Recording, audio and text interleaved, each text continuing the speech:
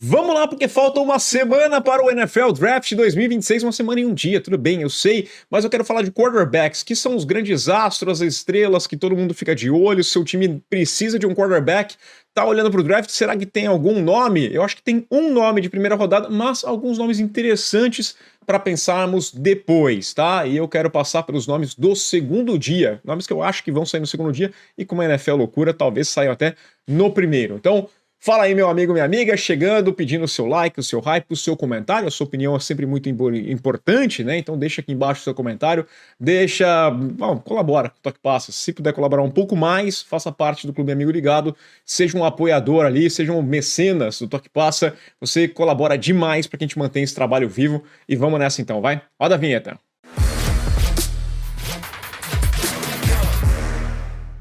Vamos lá, antes de passar pelas notícias, quero pedir aquela moral para o Gol. Você que gosta do futebol da bola redonda, estou lá falando do futebol, do nosso futebol aqui, do futebol internacional. Estou aqui no sofrimento já hoje, esperando algumas piadas, porque eu sei que vão surgir, sempre surgem, né? Eu não tenho culpa, eu só torço, eu não jogo, né? Como diria o Neto, eu não jogo mais. Mas dá aquela moral pro Gol, porque é bem legal a produção de conteúdos no canal do YouTube, tá aqui embaixo na descrição, tem o link lá para você conferir. Se inscreva, assista, participe também, assim como você faz com o Toque Passa. Aliás, o Toque Passa teve por muito tempo o seu podcast de futebol, né, com o Thiago Romariz, com o Rafael também. Pô, era bem legal o nosso programa. E peço aquela moral para a nossa parceira, a Invictus. Corra, tá? Corra, porque, olha, o tempo tá passando e as coisas vão se esgotando. A camisa dos Patriots, por exemplo, já foi embora e eu fiquei sem a minha.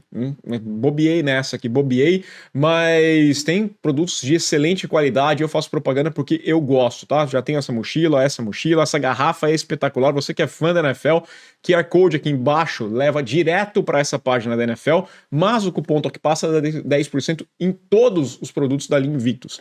Então, vá lá, use o cupom Toque Passa, aqui embaixo na descrição tem o link, e aí você confere todos os produtos, camisetas maravilhosas, né? Excelente qualidade, e eu já falei bastante aqui da Invictus, é a nossa parceiraça. Deixa eu fazer mais um merchanzinho aqui, tá? Porque eu quero dar um toque para vocês que gostam do futebol americano, estão pensando em viajar para assistir os jogos, não só futebol americano, mas NBA, basquete, tudo. Cara, vai lá no Viajante Esportivo, no perfil do Viajante Esportivo, né? Do Vinícius, porque ele fez aqui um guia que é sensacional. Ele tá passando todos os estádios aqui, as dicas, que eu vou colocar aqui no AT&T Stadium, e é muito legal porque tem todas as dicas de antes do jogo, como ir, onde se hospedar. Cara, é bem legal, tá? Ele faz as viagens, eu sou louco para fazer uma viagem, tô aí tentando combinar com o Ivo pra gente fazer alguma viagem para assistir jogos, né, de esportes americanos lá com o Vinícius, quem sabe no futuro, mas essa dica aqui vale ouro, vai lá no Instagram do Vinícius, o Viajante Esportivo. E agora sim, vamos para as notícias, vou começar com uma que eu não queria tratar muito, mas é inevitável, porque a gente tem que falar da Diana Russini, que pediu demissão lá do The Athletic, depois das fotos que saíram com o Mike Vrabel. Muita especulação, muito comentário, não vou entrar na parte da fofoca, porque eu acho que isso aqui é de competência do Léo Dias e companhia, não sou competente para isso. Só quero esclarecer algumas coisas. Eu acho normal o movimento, e não só pela agressão a ela, né? Mas a carreira dela vai acabar e a do Mike Vrabel não acontece nada. Sim, posições diferentes. Mike Vrabel não tem essa relação. A questão da Russini é a questão de credibilidade que envolve na profissão de jornalista. Ela sabia muito bem se aconteceu alguma coisa, se não aconteceu, não me interessa. Tá? Mas é normal que o New York Times esteja investigando o caso porque envolve a credibilidade, né? Será que ela deu essa notícia porque ela teve essa fonte? Será que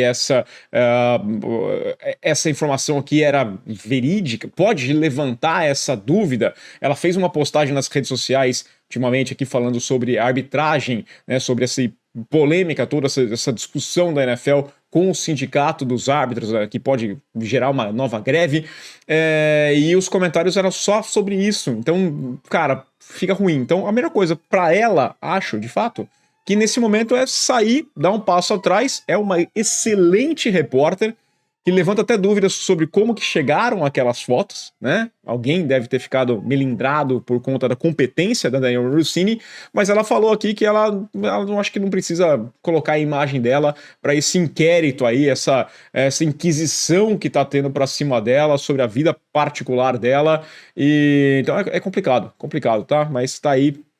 Lamentável só porque é uma das jornalistas que eu mais gostava de seguir, que eu mais gosto de seguir, eu acho competentíssima.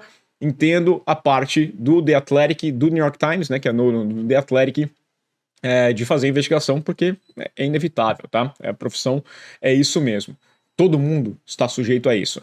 Outra notícia aqui, sim, muito mais relacionada a gente, falar sobre os Giants, que tem essas conversas com o Dexter Lawrence. Ele pediu para ser trocado, ele não compareceu na primeira parte aqui dos treinamentos da off-season da equipe dos Giants, agora com o Harbaugh. Está incomodado, ele tem um contrato que não tem nada garantido mais nesse ano e tem 20 milhões, que é o 10º ali da posição para receber, mas nada é garantido, e ele pediu para ser trocado. Ontem saiu uma notícia da própria ESPN que as conversas eram promissoras, que o Shane, né, falando lá que tava... Bom, as conversas estão seguindo, tá indo para um caminho legal, mas depois chegaram num impasse. A informação que veio, a última, foi que chegaram num impasse na noite desta terça-feira e tá conversando com outros times sobre uma possível troca. A tendência é que, se essa troca for rolar, que ela aconteça até a próxima quinta-feira, né? Antes do draft, para você ter esse capital e já utilizar. A equipe dos Giants tem poucas escolhas no top 100, né? São 2 escolhas só de top 100, então não pode abrir mão de um jogador que é bom, por mais que tenha tido uma queda de rendimento muito visível, né? Foi meio sack só na temporada passada, mas tá aqui, tem essa chance do cara ir embora aí, ó, tá até aqui nas picks aqui, né, do editor, tá aqui lá, os Giants tiveram uma conversa produtiva com o Lawrence e aí depois veio essa notícia, então, de que chegaram a este impasse, tá? Vamos ficar de olho, porque esses dias, eu espero que o noticiário esquente, né? Deixa eu voltar aqui para mim só. Eu espero que esquente, porque tá bem calmo. Aliás, essa notícia toda da Dianna Russini só ganhou a repercussão que ganhou porque tá tão paradinho. Hoje chegou a notificação para mim, eu acompanho no Spotify, o Ray the Call, por exemplo, e a notícia, o título era assim, tá calmo aí, né? Tá muito silencioso no redor da NFL, a gente tá aguardando alguma bomba, alguma troca, mas é um draft que não empolga tanto assim, então tem pouca gente. Eu vejo muitos comentários, pô, tal time tem que subir, tal time que tem que descer, tal time tem que fazer isso.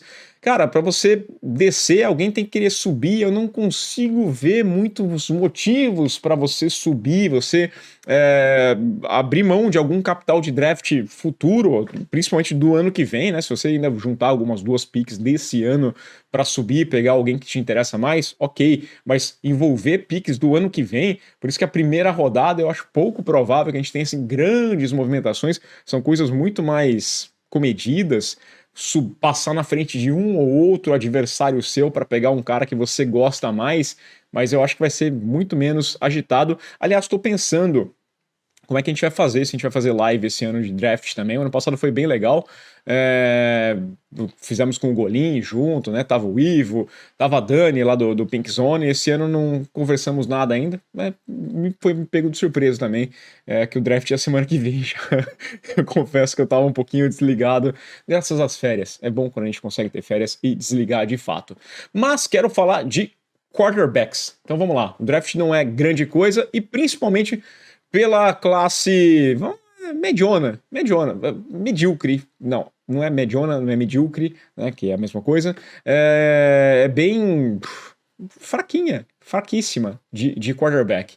Eu acho que a gente tem um nome claro de quarterback para a primeira rodada, eu vou até colocar ele aqui na tela, né? A gente está falando do Fernando Mendonça, quarterback de Indiana, campeão do college football, não é a primeira escolha porque é campeão, não quer dizer nada. A gente lembra aqui do que a gente falava do Bennett, do que falamos do Mac Jones, ganhar o título do college football é uma parada, mas ele, para mim, sim, é a escolha de primeira rodada e é o único jogador, o único quarterback que merece uma escolha de primeira rodada neste draft, tá? Por mais que tenhamos vários times que estejam precisando de quarterbacks.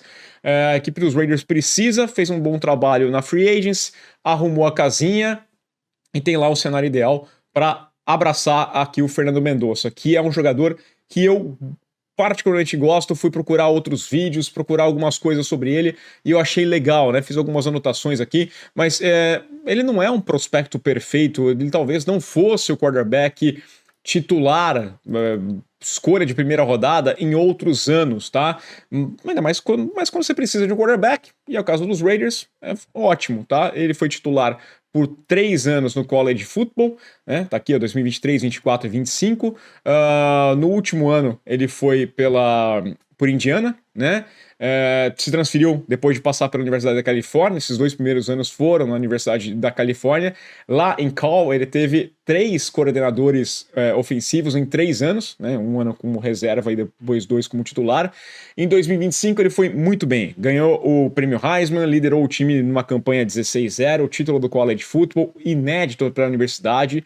Jogou demais num esquema que era run pass option, né? Deixa eu tirar aqui que o Melkeeper tá falando, eu não quero ouvir o Melkeeper falar. É aquele o RPO, né, que se fala. Então, ok, tem a possibilidade de correr, mas sempre tem uma leitura anexada a esse tipo de jogada. Então, ele vai pegar, ele tem que fazer a leitura pré, perceber se é melhor ele passar a bola, se ele vai correr, o que ele vai fazer com essa coisa. E ele encaixou muito bem num ataque que tinha opções rápidas, né? Umas rotas slants, aqueles quick outs, aqueles passes mais curtos, velocidade, ele encaixou. Ele é o cara que mais me anima quando eu vejo a carreira dele, justamente por questão da evolução dele. Eu procurei alguns vídeos, até ele na época de call, tudo, né, antes dele ir para Indiana, e eu percebi que teve essa evolução. E aí eu gosto dos planos do plano que os Raiders estão fazendo. Tem o Kirk Cousins lá, que é o Clint Kubiak quis levar e falou que deve ser o titular dele, talvez por toda a temporada, né? O Mendonça se mostrou um cara aplicado, é um cara capaz de aprender, tem alguns problemas, precisa evoluir na progressão da leitura, melhorar a bola em profundidade, falta um pouco de precisão, né? Essa capacidade de fazer essa evolução da primeira para a segunda, para a terceira leitura, voltar a fazer essa progressão. Mas, o que eu falei, eu gostei da forma como ele se mostrou capaz de aprender, um cara aplicado. Né? Entendo também que o plano é muito bom de ter o Kirk Cousins como quarterback titular, mas a partir do momento que você leva a primeira escolha geral do draft, ele é um quarterback. Se o time perde 2, 3 jogos, esse plano vai por água abaixo e você tem a pressão para colocar o Mendonça para jogar. O natural é que isso venha acontecer caso o Kirk Cousins não entregue o que já entregou no passado e até na reta final aqui na equipe dos Falcons. Então tem essa situação, isso é óbvio, isso é evidente. Não vou ficar aqui acreditando que história da carochinha, não, é tudo maravilhoso, vai ser esse esquema. Então eu gosto muito do Fernando Mendonça, acho sim que ele é o quarterback para ser escolhido na primeira rodada. E ponto. Tá? Eu espero que na noite do dia 23, primeira rodada do draft, a gente tenha o Fernando Mendonça de quarterback draftado e acabou. Porque tem muita especulação sobre esse cara aqui, né? O outro camisa 15, que joga de vermelho, parece até a mesma foto, a gente pode ficar fazendo essa comparação aqui, ó, mas não é, tá? Tô falando do Ty Simpson, jogador de Alabama, recruta que foi até melhor que o Mendonça saindo do high school, foi para Alabama, esperou 3 anos na reserva até ser titular só em 2025. Deixa eu colocar aqui os números, né? Então ele foi aqui, ó, sempre reserva, jogando muito pouco, entrando raramente, né, em situações de jogo já vencidos, essas coisas assim. E aí ele foi titular nesse último ano. Tinha quem apontasse ele como escolha, a primeira escolha do draft, né? Como o principal quarterback deste draft aqui, mas a narrativa durou pouco, né? Até voltar nos últimos tempos, quando ele parou de jogar, quando acabou a temporada, e aí alguns caras começam a usar que ele é a escolha de primeira rodada. A gente tá falando de um jogador que é 1 ano mais velho do que o Mendonça, que é 10 centímetros mais baixo, a gente tá falando de um jogador que tem 1,85 m, que é 12 quilos mais leve que o Mendonça, tá? 1,85 que eu fico com o pé atrás ainda. Em alguns momentos, sei lá, talvez seja 1,82 até 1,80. A gente sabe como é que funciona a medição. Por mais que a medição do draft, não, tem tudo lá. A gente sabe como é que funciona o quarterback. O quarterback sempre ganha uns centímetrozinhos ali. Então ele é um cara que não tem um tamanho promissor. Ele não é um cara, né, que tem aquela estrutura de quarterback que a gente está imaginando. Ele tem uma boa mecânica. O pai dele foi quarterback no college football, depois é treinador no college football, né, em equipes menores ali, programas menores. Ele tem um processo muito bem definido. Ele tem um bom braço, nada de excepcional, mas é um braço ok.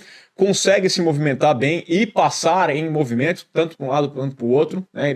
Ele tem uma boa leitura do corpo todo, do campo todo, mas toma decisão errada, principalmente quando está sob pressão. A tomada de decisão é ruim. Eu vi várias situações em que ele foi para o check down, quando poderia esperar um pouco mais. Às vezes ele espera além e aí acaba tomando um sack desnecessário. Foram 7 fumbles na temporada.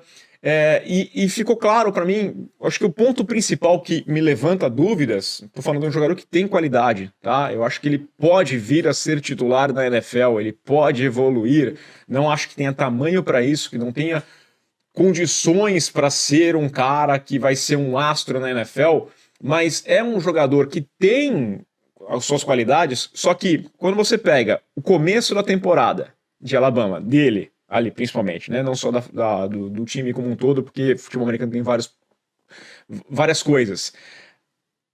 Para metade final, você percebe um pouco mais as limitações. Ele se tornou previsível, ele tem números muito bons no começo e depois cai, por quê? É a previsibilidade. Claro, a gente vai falar, Alabama não é aquela equipe do Saban mais, não é aquele time todo, mas ele tem uma queda ali na temporada, né? Alguns passes que foram muito mais arriscados, poderiam ter sido turnovers.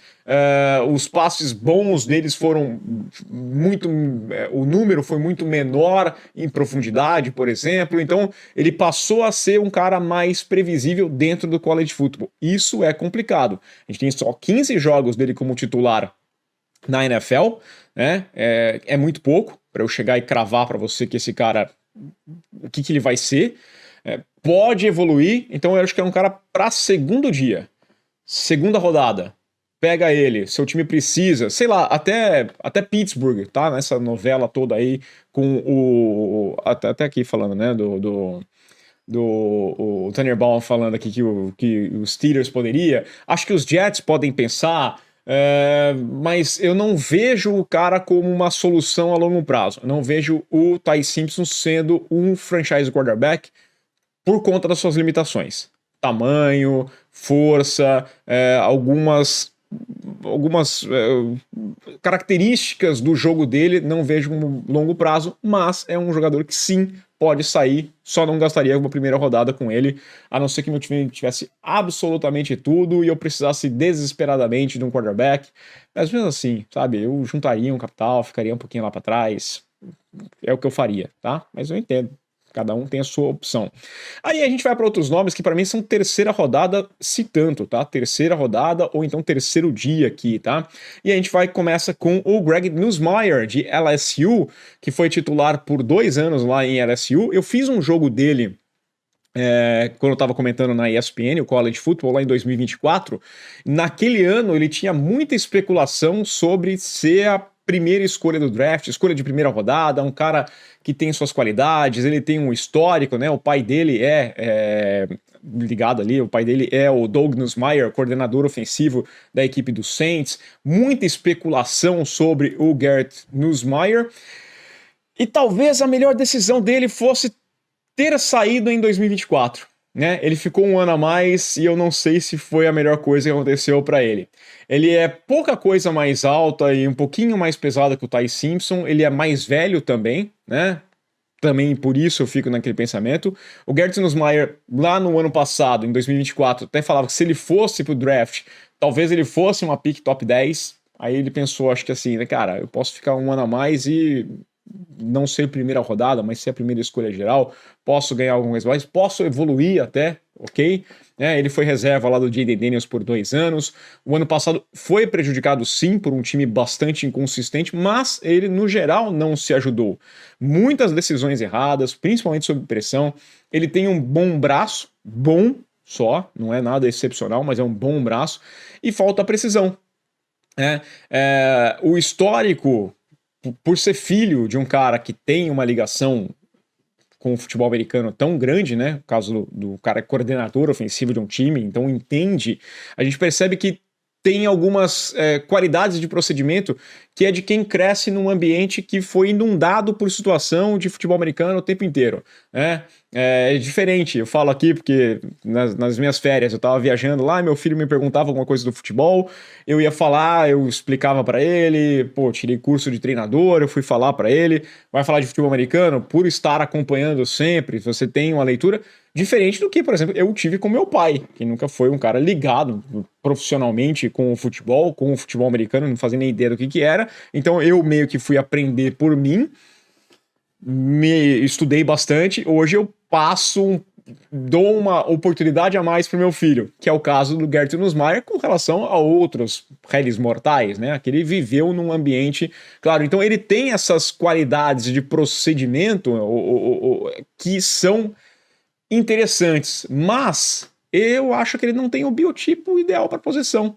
Tá? Ele comete alguns erros, ele se arrisca demais em janelas bem apertadas aí, a tomada de decisão deles não é boa, você percebe que ele entende, ele sabe muito bem, sabe, ok, isso, o que eu tenho que fazer, qual que é o procedimento, qual que é o passo a passo, mas na hora de aplicar, principalmente quando o pocket vai colapsando, quando as coisas vão se complicando mais, quando não é aquela situação ideal, o ambiente perfeito ele funciona bem, na hora que tem alguma coisinha errada, que é o que geralmente acontece na NFL, aí o barraco desaba aqui pro Nussmeier. Acho que é um jogador para a terceira rodada, terceiro dia, com um longo histórico de lesão, muitas lesões mesmo, que deve prejudicar bastante, então Nussmeier não é um cara que eu viria como é um nome para buscar e... Bom, nem tem mais a especulação toda. Talvez no ano passado ele ganhasse um hype muito maior do que ganhou neste ano. Aí a gente vai para outro nome aqui, o Drew Allar, lá de Penn State. Ele que só foi ser quarterback no high school e saiu com um belíssimo pedigree. Né? O cara ganhou ali aquela prospecto 5 estrelas, aquela avaliação ali, principalmente por relação ao tamanho dele, né? A gente tá vendo aqui 6'5", né? 235 libras, né? O cara tem aí quase 2 metros, pesado, ele tem aquele corpanzil, tem um braço legal. 3 anos como titular lá em Penn State. Evoluiu do primeiro pro último ano? Sim. Você percebe uma evolução. Mas que a gente vai pegar os números dele aqui, teve a queda nesse terceiro ano, é outro ponto que a gente vai puxar. Mas ele teve uma evolução do primeiro para o segundo ano e o jogo dele, no geral, deu uma evoluída para o terceiro ano, por mais que os números mostrem o contrário. Só que não é aquilo que a gente esperava. Né? Ele tem as ferramentas, vou traçar o paralelo com os dois anteriores que eu falei, com o Ty Simpson e com o Nussmeier. A sensação que dá é que ele tinha o corpo, mas ele não tinha o ambiente. Ele tem as capacidades, as ferramentas físicas melhores do que o Simpson e que o Nussmeier, mas ele não tem a cabeça dos dois. Os dois processam o jogo muito melhor do que ele. Né? Se fizesse uma mudança ali, um transplante, colocasse a cabeça do Simpson, a cabeça do Nussmeier no corpo do Allar, talvez fosse um prospecto bem mais interessante do que é o Drew Allar em si, tá? Ele não é natural. Se não é exigido, se ele pode fazer o arroz com feijão, vai funcionar. Ele consegue, ele entrega um jogo ok. Né? Se você não tira ele, se tudo acontece dentro do previsto. E aí, foi o que eu falei. Quando na NFL você tem isso? Né? O trabalho de pés dele deixa bem a desejar. Tem hora que ele parece completamente desengonçado. Parece que que o corpo dele nunca pertenceu a ele ali. O release dele é lento. Tá? Ele comete alguns erros bem bobos em situações importantes, né? Terceiras descidas, vários vídeos que eu fazia, pô, tá indo legal, chegava na hora de ganhar o 10, né? Não era nem o 10, um 7,5, errava, e ainda perdeu a reta final da última temporada com uma fratura no tornozelo, por isso os números dele são até inferiores, né? No geral, lá em outubro ele se machucou. Então é um cara que tem ferramentas, mas eu não acho que tem a cabeça para isso, né? Eu não consigo ver o Drew Allar sendo titular na NFL. Tem que evoluir muito para eu ver isso aqui. Eu acho que é um cara que vai brigar para ser reserva, brigar para fazer parte de elenco e pode ficar rodando por vários e vários times. Eventualmente pode ter a chance de titular num time, mas aquele time que já não tem muita expectativa na NFL. Essa é a minha sensação.